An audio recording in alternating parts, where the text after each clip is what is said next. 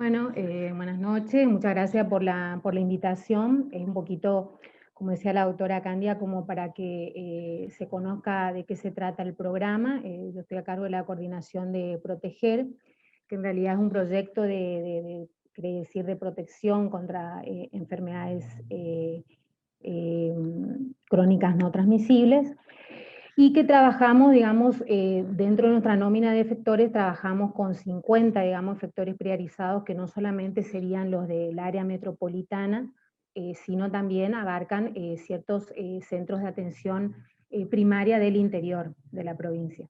Nosotros en el programa trabajamos a través de indicadores, vamos a ver si lo puedo compartir. Ahí está. Bueno, como les decía, bueno, proteger en realidad, uno dice programa, pero en realidad es un proyecto, como dice ahí, de protección de población vulnerable de las enfermedades crónicas transmisibles. Este programa, digamos, está financiado por el Banco Mundial y de ahí se baja, digamos, depende el cumplimiento de ciertas metas, digamos, que tenemos tanto Proteger, Sumar como Redes, que son financiados también por el Banco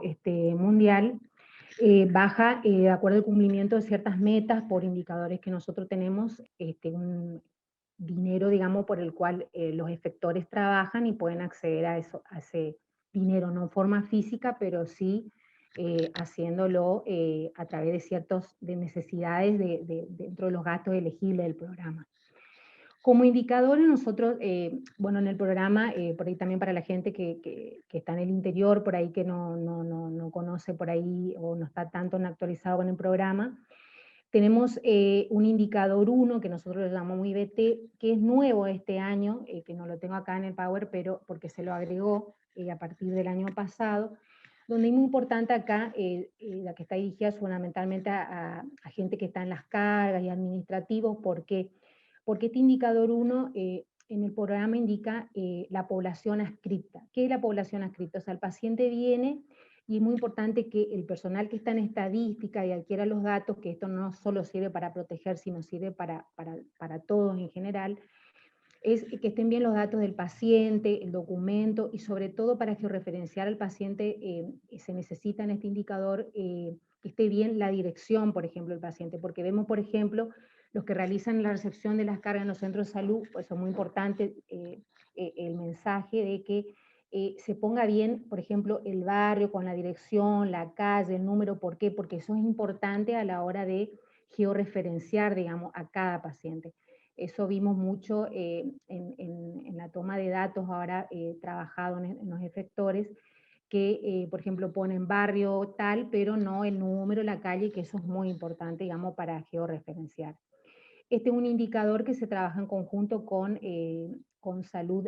familiar y comunitaria, donde es importante, ¿por qué? Porque se arman los equipos núcleos, que serían, o sea, se toman los datos y las prestaciones del médico, del enfermero, del agente sanitario, el que hace la búsqueda activa del paciente. Todos esos datos son importantes que sean, digamos, registrados. O sea, eso vimos mucho en este indicador a trabajar en los centros de salud, que es un dato que tendría que ser obligatorio para todo, no solamente para el programa Proteger, o sea, por eso es importante, hacemos mucho hincapié tanto en los documentos como en las direcciones. Eso es muy importante. En cuanto al IBT2, acá tenemos, bien como hablaban recién el sistema, nosotros nos toca en este caso el tema del sistema de salud interoperable. Acá es muy importante el tema del el uso y el registro de la historia clínica electrónica. En su primera instancia, en el programa tenía como metas, bueno, el sistema de turno, la interoperabilidad, en una segunda instancia el uso de la historia clínica electrónica, que fue en el año 2020, el año pasado, y en este año muy importante el registro también de la referencia y contrarreferencia, digamos, que hace el médico al nivel de mayor complejidad, hace una interconsulta a un especialista. Es importante que ahora todo sea a través del uso de la historia clínica y que esa interconsulta que yo lo haga a través de la historia clínica sea, digamos, de vuelta a la contrarreferencia por medio de la historia clínica electrónica. Que eso, bueno, ya se estuvo trabajando, hablando también con sistema, y bueno, se está trabajando en equipo en eso. O sea, el indicador de la historia clínica es muy importante. En este caso nosotros tenemos 15 centros de salud que actualmente estamos trabajando en el área metropolitana. Y bueno, actualmente a través del programa bueno, se hicieron las compras de computadoras y se han hecho las entregas, previamente han sido configuradas por el área de sistema de la provincia y bueno, han sido distribuidas. Pero estas computadoras son, digamos, de 15 efectores por metas logradas por esos efectores. O sea que eso es muy importante por ahí aprovechar este espacio y el hacer hincapié en lo importante que es el uso de la historia clínica, porque por ahí vemos todavía que por ahí en muchos lugares, a pesar de tener las computadoras, por ahí no vemos todavía, no hay como un acostumbramiento, ese entrenamiento de decir, digamos, el del uso de la historia clínica. Por ahí todavía estamos entre la historia, se ve mucho en el efector el uso de la historia clínica todavía en papel, digamos, y por múltiples factores por ahí no se usa, pero por ahí eso pido, aprovecho este espacio también como para, no solo para proteger, sino sí para todos, digamos, aunar, digamos, la información a través de la historia clínica, tanto acá en el área metropolitana como interiores, sería muy importante, digamos. Bueno, el objetivo, como ya le dije acá, el registro de los datos, ya esto lo estoy explicando, que es lo del turno interoperable, la implementación y este año la referencia y contrarreferencia. Otro indicador importante que tenemos en el programa es el IBT3, que quieren ser indicadores de verificación de transferencia, que es la calidad en el primer nivel de atención. Esto también es muy importante porque es como una especie de cómo evaluar a los centros de salud, digamos, cómo está la condición del servicio en cuanto al manejo de los pacientes con enfermedades crónicas, fomentar que implementen un modelo de atención de pacientes, por ejemplo, el MAPEC, que ya se dieron varias capacitaciones, que ahora se van a volver a repetir también a través del programa. Es muy importante que tanto el médico, el enfermero, el agente sanitario y el que está en la carga, en este caso administrativo del centro de salud, también esté capacitado y sepa, digamos, tener como un ojo clínico, digamos, al momento de captar el dato que es importante, digamos, del paciente crónico a atender. Es muy importante las capacitaciones del equipo de salud, o sea, en este indicador no solo implica la capacitación del médico y del enfermero, sino de todo el equipo de salud, o sea, eso es muy, muy importante. En este plan de evaluación, bueno, lo que vamos a ver es que hay una coordinación y continuidad del cuidado, siempre está orientado el programa a pacientes con enfermedades crónicas, pero en este caso, el indicador 1 que trabajamos con médicos comunitarios, también se trabajan la población de niño al adulto, o sea que también en ese caso se trabaja, es el único indicador que lo tenemos para niños. Es importante que el equipo para este plan de evaluación de calidad, digamos, esté capacitado, haga los cursos de MAPEP, de las guías de prácticas clínicas, de tabaco, de POC, o sea, orientada a las distintas capacitaciones del equipo de salud. Eso es muy, muy importante. Esto nada más ya es muy específico el programa, pero bueno, qué elemento es importante, qué elemento nosotros vamos a verificar, digamos. El centro tiene que tener, bueno, el sistema de turnos que sean programados, esto pueden ser ya sea presencial, telefónica o vía web para personas con enfermedades crónicas. El centro de salud debe estar capacitado. En este año, por ejemplo, con el tema de COVID, se usó mucho el tema de las capacitaciones, como estamos haciendo ahora en virtuales, y también las citaciones de pacientes vía WhatsApp o por telellamadas, o ahora está mucho el teleconsultas también que se está trabajando en eso. O sea que es muy importante más que nada la capacitación del equipo de salud. En el indicador 4 es también la mejora de calidad, igual que el indicador 3, pero acá hacemos más hincapié, digamos, ya donde el centro, sobre todo, aparte de las capacitaciones que tenga que tener sobre todo el sistema de, antes usaba la hojita de referencia y contrarreferencia que lo mandábamos en papel, digamos, ahora lo importante es hacer hincapié que esas referencias y contrarreferencias sean a través de la historia clínica electrónica, como le dije hoy, ya que el médico en el consultorio del centro de salud haga la consulta al especialista, la interconsulta, y lo responda a través de la historia clínica. Bueno, el centro de salud fundamentalmente tiene que promocionar el automanejo, digamos, El objetivo en este caso es generar adherencia a un tratamiento, que haya un automanejo, que se participe en forma activa el equipo de salud. Este centro tiene que priorizar fundamentalmente en estos indicadores, aparte del uso de la guía clínica, el paciente diabético, el paciente hipertenso, el paciente con EPOC, o sea, son datos importantes, digamos, que el que recepciona en el centro de salud tiene que conocer, digamos, ¿no? Y registrarlo. Dentro de, bueno, en este curso específicamente que estamos hablando del paciente diabético, es muy importante, nosotros tenemos como este indicador el seguimiento del paciente diabético, esto también lo compartimos con Sumar y Redes, pero específicamente de Proteger, es el seguimiento del paciente diabético con los controles de las hemoglobinas glicosiladas, que nosotros en el programa en Metas tenemos hacerlos por lo menos 2 veces al año, o una si no se puede. Por ahí es una meta, digamos, el valor en sí que no pide para el cumplimiento, la meta siempre es que tenga una hemoglobina glicosilada menor, digamos, al 9%, digamos, que es lo que pide como meta. Más allá de eso, es el médico el que tiene que hacer el control, digamos, en el consultorio, hacer el seguimiento, si el paciente no viene a citarlo, y bueno, más allá de que la hemoglobina es un valor para seguirlo como meta del programa, pero el paciente diabético como que es un paciente complejo donde tenemos varias cosas a evaluar, pero nosotros del programa en sí lo hacemos seguimiento a través de la hemoglobina glicosilada como meta. Entonces por eso es importante el registro, digamos, de estos pacientes, que el que recepciona tengan. Siempre nosotros pedimos del programa los efectores que estamos trabajando, que son 10 para el caso de pacientes diabéticos, 10 centros de salud del área metropolitana. Es muy importante la nómina de los pacientes. Nosotros pedimos a cada centro de salud, tanto de los pacientes hipertensos como pacientes diabéticos, y en base a ello vamos trabajando con el equipo del centro de salud para ver los controles, cómo van, digamos, de esos pacientes. O sea que eso es muy importante, por eso el registro también en la historia clínica. También tenemos dentro de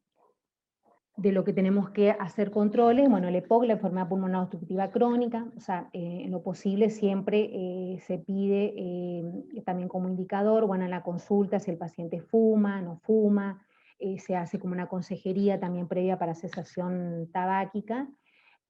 para tratar de disminuir las complicaciones que pueda llevar el EPOC. Deben tener un registro, hay una planilla que se le da a los efectores. Se realiza como en todo la búsqueda activa del paciente. Bueno, en su momento yo estuve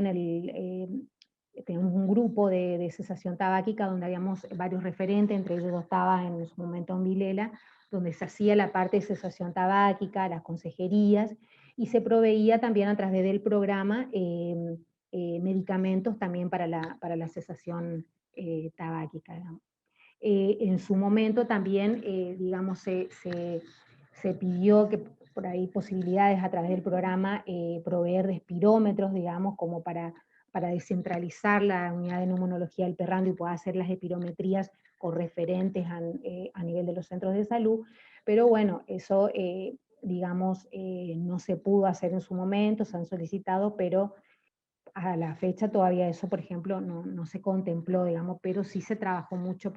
por el tema de cesación. En cuanto a riesgo cardiovascular, nosotros también compartimos este indicador con Redes, sobre todo, donde el médico o el enfermero también es importante que registre el riesgo cardiovascular del paciente en un periodo inicial, un registro de riesgo cardiovascular elevado más del 20%. Es importante acá el uso de las guías de práctica clínica. También, si el paciente no va, debe ir a buscar algún agente sanitario o enfermero al paciente para la consulta y evaluar el riesgo. Lo ideal es que lo haga en el momento que el paciente consulta, digamos, al centro de salud. Y bueno, la medición anual de indicadores de proceso, que eso generalmente hay que ver el número de personas con riesgos cardiovasculares, que nosotros en su momento lo que hacíamos, cada centro de salud, eso tiene su sistemática, pero dentro de la nómina de hipertensos, por ejemplo, o de diabéticos, ya por colores se iban poniendo con orejitas, por darle por ahí unas ideas como para hacerlo de riesgo cardiovascular, alto, moderado, leve, eran rojo, verde, amarillo en escala, digamos, como para orientar. Pero bueno, eso cada lugar lo evalúa. Lo importante es que, de acuerdo a las tablas, de acuerdo a sexo, edad, si fuma o no fuma, antes usaban la escala si tenían colesterol o no, se puede hacer digamos, la clasificación de riesgo cardiovascular, que eso también es muy importante. Bueno, en cuanto a diabetes, los vuelvo a nombrar el indicador que es lo que nosotros trabajamos con los 10 centros de salud que ya los mencioné. Acá el seguimiento es, como ya les dije, la glicosilada que debe ser menor al 9% para alcanzar la meta. Esto no quiere decir que si el paciente tenga 10, 11 o 12, eso nosotros igual lo registramos en las planillas que se mandan a Nación para los indicadores, pero la meta al cumplimiento sería menos de ese valor, o sea, menos del 9% para tenerlo en cuenta. Esto nada más es, bueno, te lo paso porque no es significativo. Bueno, en cuanto al indicador 6 que tenemos nosotros, hipertensión arterial, que como les comenté hoy, la idea es que los establecimientos públicos de atención de salud priorizada o con presión arterial, en este caso tengan los valores de tensión arterial menor a 140/90, eso también nosotros pedimos a los efectores la nómina de pacientes, ya se le pasa la meta de cuántos pacientes hipertensos tendrían que tener como meta en el año, y con los registros menores a estos valores, menores a 140/90. Esto también hace como no solo un cumplimiento de meta del programa, sino también ayuda a que cada centro de salud vea, digamos, cómo está trabajando, cómo es, digamos, el cumplimiento del paciente, no solo de tomar la pastilla para la diabetes o para la hipertensión, sino también si lleva una alimentación saludable, si hace actividad física, si va periódicamente a la consulta, o sea, es como empoderarlo al paciente también de su enfermedad, tanto diabetes como, en este caso, hipertensión o diabetes, que es el curso de hoy. En este caso de la hipertensión arterial también estamos trabajando con 10 centros de salud del área metropolitana, igual que los pacientes diabéticos, ya es el tercer año consecutivo que se viene trabajando con estas metas. Por otro lado, tenemos el indicador dos indicadores más que acá no están contemplados, pero son importantes, que son el indicador 7, que es sobre la ley, se trabaja mucho, es un indicador provincial, o sea, el 7 es un indicador provincial sobre la ley de cesación tabáquica y ambiente libre de humo, y el indicador 8 que trabajamos es sobre la ley de entorno escolar saludable. Esos dos indicadores son importantes, ¿por qué? Porque no se trabaja con centros de salud, pero son indicadores provinciales. Entonces, con los programas se trabaja, digamos, con los distintos referentes también del Departamento de Enfermedades Crónicas, y desde el programa, bueno, el año pasado ya nosotros tenemos la ley de cesación tabáquica. El año pasado se trabajó con la legislatura, con Hugo Ságer, donde él está también, nosotros presentamos desde el programa un proyecto digamos, de modificación de la ley en cuanto a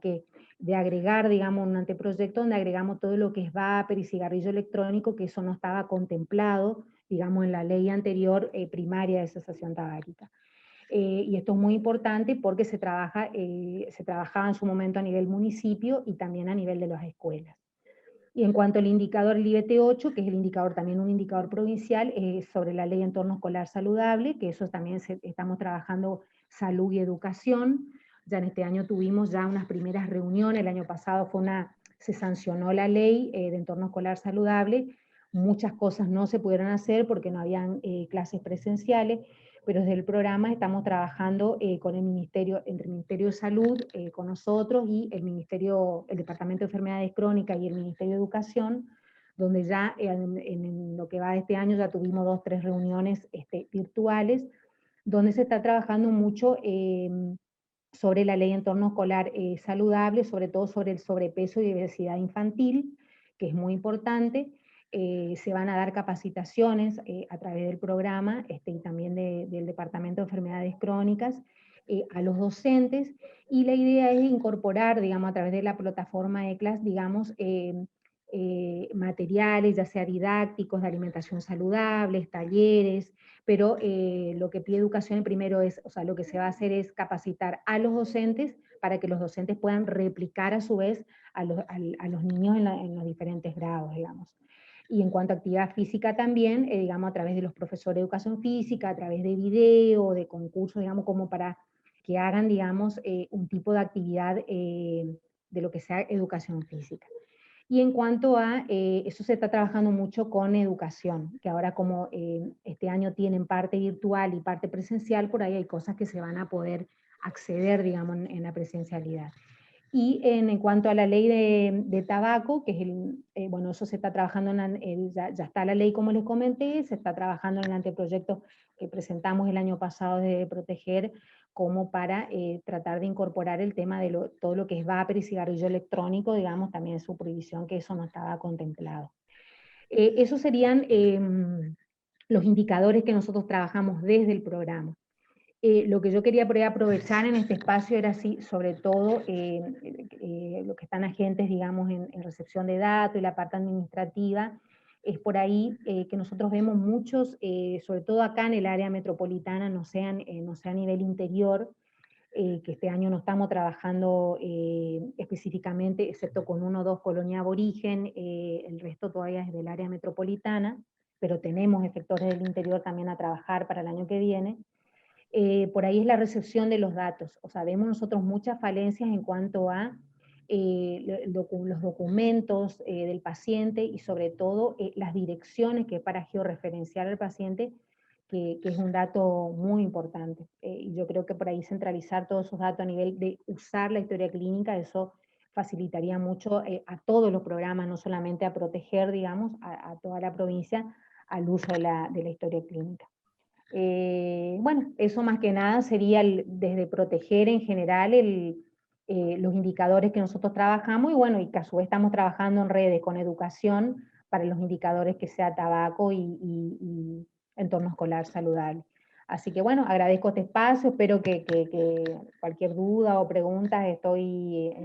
a la escucha para poder responderlos y bueno, cualquier información o duda estoy a su disposición. Gracias por la invitación.